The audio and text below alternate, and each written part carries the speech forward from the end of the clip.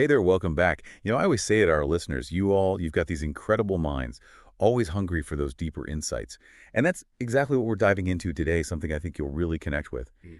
How do we understand those moments we often label as failure, right? Those inevitable struggles we all face. And how do those actually play into, believe it or not, those big achievements, the breakthroughs we see in so many fields? It's almost like a hidden engine, isn't it? This episode is all about unpacking that very dynamic, especially for someone like you who loves to see the patterns behind success. We're looking at how those who achieve great things, those pioneers in art, those relentless scientists, even those daring explorers, how they actually use setbacks, not as the end, but as a springboard, a launching point to propel themselves forward. Exactly. And for this deep dive, we've been digging into a fascinating book that delves into this very thing, the paths to greatness, and how they're often anything but straight lines. And our mission here is to pull out those key insights, those surprising stories, those aha moments that challenge how we normally think about success. To give you, our listeners, a more complete picture of what it takes to truly master something, to be at the top of your game, whatever your game is. So let's jump right in. This book we're exploring, it starts with a really intriguing point about this whole idea of failure and whether that's even the right word to use. The author argues that failure as a concept, it's almost too static, too final. It doesn't capture the real process, the messy, dynamic process of learning and adapting that happens after a setback, don't you think? I'd absolutely agree. The book really digs into that, highlighting how once we actually engage with those moments, analyze them, pull out the lessons, they change. The event itself changes from a full stop to, well, maybe a comma. It becomes a data point, an experiment that didn't quite go to plan. Like you said, an opportunity for reinvention.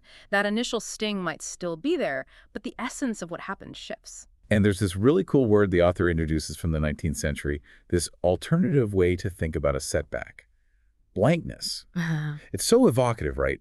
The image of a clean slate, a sudden clearing. It might feel disorienting at first, but it holds so much potential for what could come next. Such a great analogy. Blankness implies not just an absence, but that very condition you need for something new to emerge.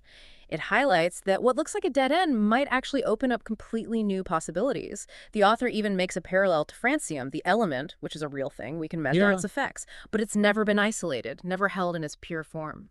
Similarly, pinpointing the exact moment when failure flips into learning, that can be elusive, but the impact, unmistakable. Yeah, that's so interesting, that kind of fleeting, almost paradoxical nature of it. Hmm. It makes you think these stories of people rising above huge obstacles, they're all around us, but we don't always see the pattern, the connections. It reminds me of target panic in archery.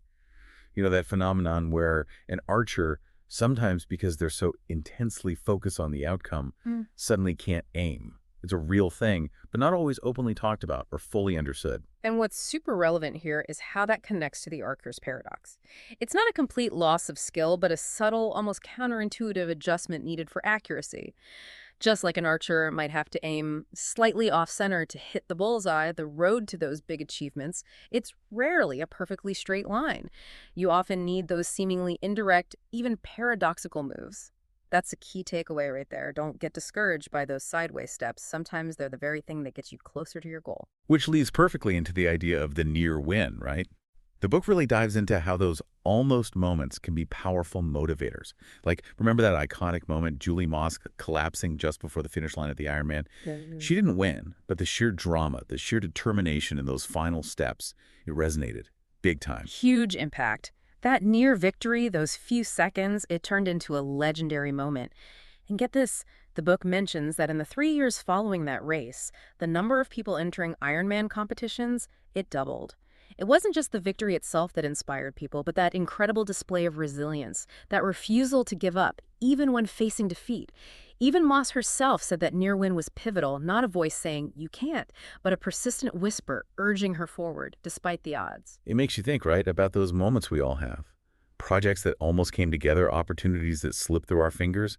Maybe those near misses, they hold a power we haven't fully recognized. And this whole idea of the not quite goes even deeper when you look at artistic mastery. The book explores how even creators, people whose work is universally celebrated, often see their own achievements as unfinished, constantly evolving. Think of Faulkner.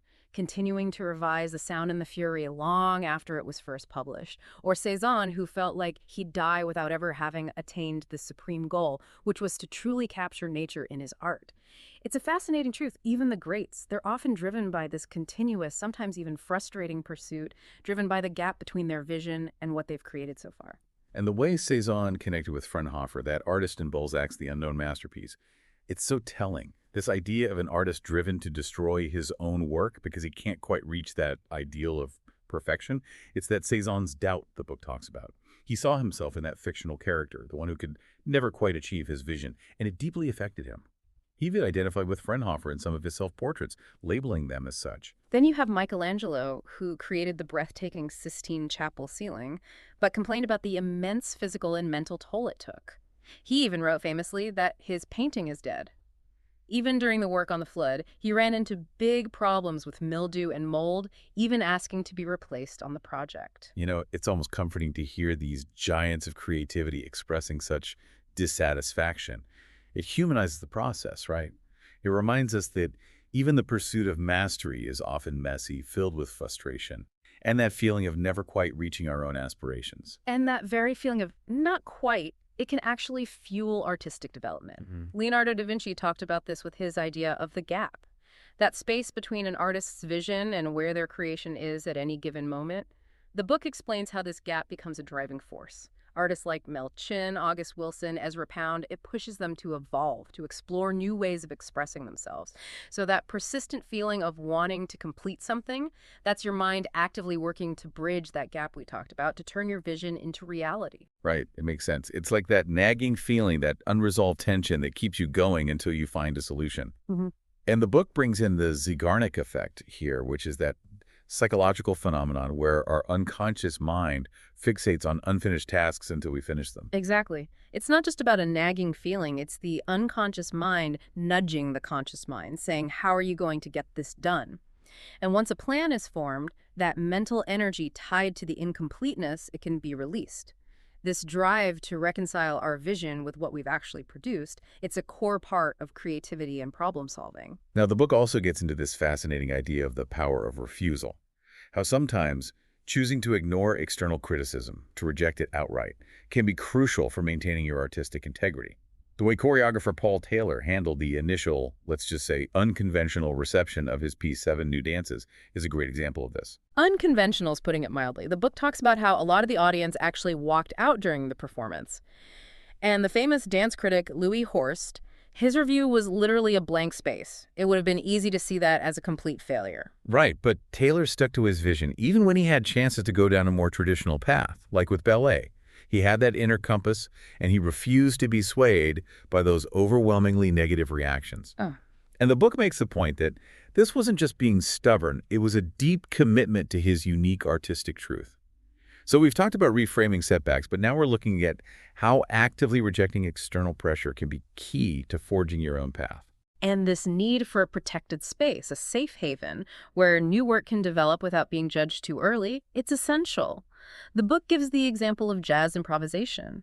Brain imaging research, actually, by Braun and Lim, has shown that when jazz musicians are deep in improvisation, the areas of their brains linked to self-criticism, they actually become less active. It shows that having a non-judgmental space, even internally, is crucial for creativity, for allowing exploration without that immediate fear of evaluation. It's like when you're just jamming with friends, right? Not overthinking every note, just going with the flow. And even shielding our work from our own inner critic, that can be vital, like how August Wilson used to write on napkins because it felt less official. It let him bypass those internal censors, create that personal safe haven. This leads us nicely to another seemingly contradictory idea: surrender as a form of strength. The book looks at this through the experiences of Ben Saunders on his Arctic expeditions. Facing that relentless negative drift of the ice, where days of progress could be wiped out overnight by shifting flows, he had to learn to deeply surrender to forces beyond his control. We've covered internal and external factors influencing creativity, but now let's look at how sometimes letting go of control can actually lead to more progress. It's such a powerful image, right? Putting in all that effort, only to be pushed back by something you can't control. It requires a total shift in thinking, and the book connects this to Nietzsche's idea of amor fati, to love your fate, to embrace even the setbacks, to see them as necessary parts of your journey. It's not just passive acceptance, it's actively incorporating even the difficulties into your story, into your growth. Absolutely. It's about finding strength in acceptance. The book makes a great analogy to Aikido, that martial art focused on strategic non-resistance, skillfully learning to fall and get back up stronger. By yielding to the force of an attack, you can redirect it more effectively. Same thing with surrendering to the initial blow of a setback, it can pave the way for a better recovery, a more resilient comeback. And it's amazing how this idea of surrender can apply even to things like chronic pain. Sometimes resisting it actually makes it worse, while acceptance and relaxation can help the body heal. And look at Martin Luther King Jr. finding peace with his speech impediment, or Robert F. Kennedy drawing strength from Greek tragedy. Even deep personal struggles can be met with a kind of surrender that ultimately leads to inner strength. The book then moves on to the role of aesthetic force. These profound encounters with art and beauty, they can bypass our usual mental defenses and lead to deep personal transformations. Longinus talked about being transported through elevated language, and Tolstoy believed that art could achieve what pure logic couldn't. The story of Charles Black Jr. is such a powerful example. That moment when he heard Louis Armstrong as a young man, it changed his life. He described it as utter transcendence, and it set him on a path that led him to play a crucial role in the Brown v. Board of Education case. It's incredible how a purely aesthetic experience can have such profound ripple effects on society. And Frederick Douglass understood this. He talked about picture makers, the poets and reformers who inspire change by showing us the stark contrast between what is and what should be.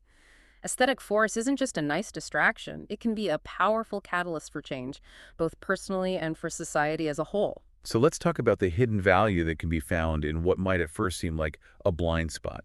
The High Line in New York City, it's a brilliant example. They saw beauty and potential in something that had been neglected, deemed obsolete. It was beautiful refuse. I love that example. This abandoned elevated railway, overgrown with plants, forgotten by most people, it was transformed into this incredibly popular public space. But it took a collective shift in perspective. Seeing past the disrepair to recognize its inherent beauty, its potential for something new, it's a powerful reminder that what we might dismiss can hold unexpected value. And there's that great anecdote about Sarah Blakely's father. He used to ask her every day at dinner, "What did you fail at today?" It instilled this mindset of embracing experimentation, of seeing failure not as something to be ashamed of, but as a core part of learning and growth. Even initiatives like FailCon, where people openly share their unintended outcomes, it shows a growing understanding of the value in those experiences. The book even brings this into the world of development aid. Tim Broadhead, he suggests that a consistently high success rate might actually mean we're tackling problems that are too simple, or maybe even fooling ourselves about the true impact of our efforts. Real progress often means taking on complex challenges where unexpected outcomes, even what we might call failures, they're inevitable. And this idea of challenging conventional thinking, it leads us to the story of Franklin Leonard's Blacklist in Hollywood. What started as a simple email list of overlooked screenplays has become a huge force in the industry, shining a light on films like Juno and Lars and The Real Girl. What's so striking about the Blacklist is that it embraces the unconventional, even scripts that might be seen as bad or commercially unviable at first. The name itself is a play on the historical Hollywood blacklist, directly challenging the idea that black means something negative or to be avoided.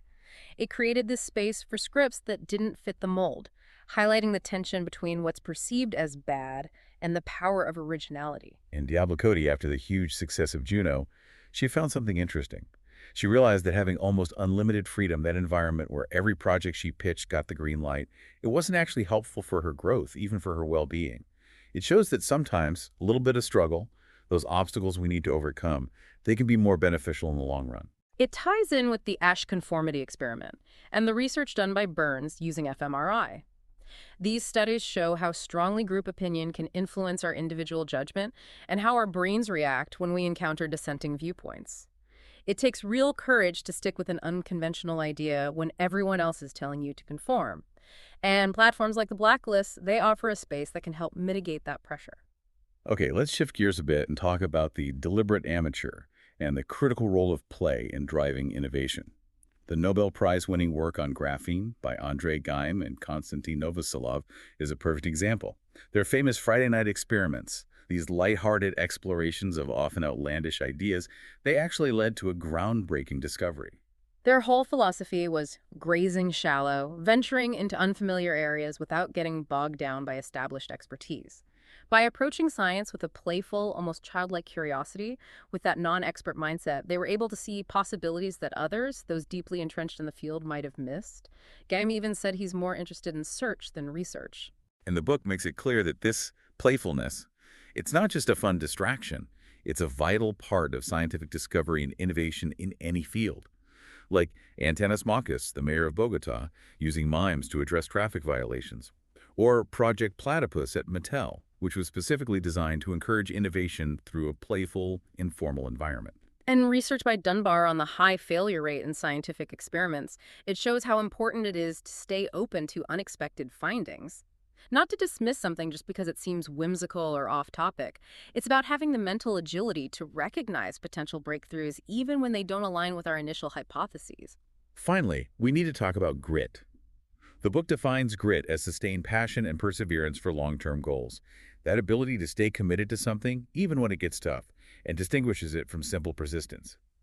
And it's fascinating that grit isn't necessarily tied to intelligence or IQ. Angela Duckworth's own journey is so insightful here. She realized she lacked grit before she even started her research on it. She learned that consistent, focused hard work directed towards a specific long-term goal, that's what leads to significant achievements.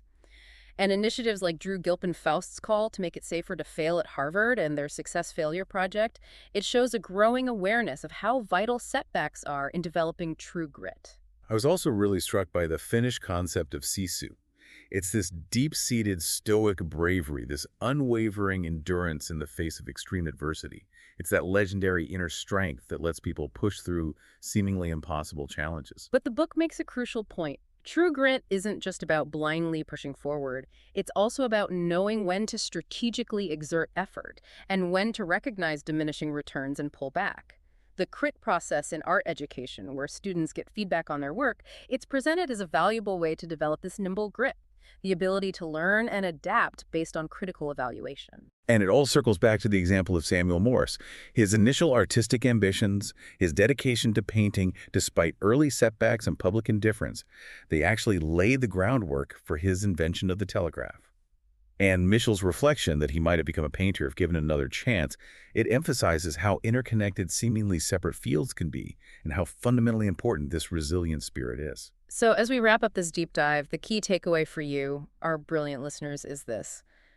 The path to true mastery, to achieving something truly meaningful, it's rarely a straight line. It's full of detours, what we might initially perceive as failures, and a willingness to embrace the almost and learn from the not yet. Absolutely. Understanding this, seeing the potential in setbacks, and actively cultivating that resilient spirit can give you a much deeper and ultimately more effective approach to your own pursuits, whatever they may be. Think about the blank spaces in your own life, those apparent setbacks. What hidden potential, what spring might they hold? Take a moment to think about a time when you learned more from a difficult struggle than from an easy success. And we encourage you to keep exploring these themes in your own experiences in the world around you. Until next time, keep those brilliant minds engaged and keep questioning.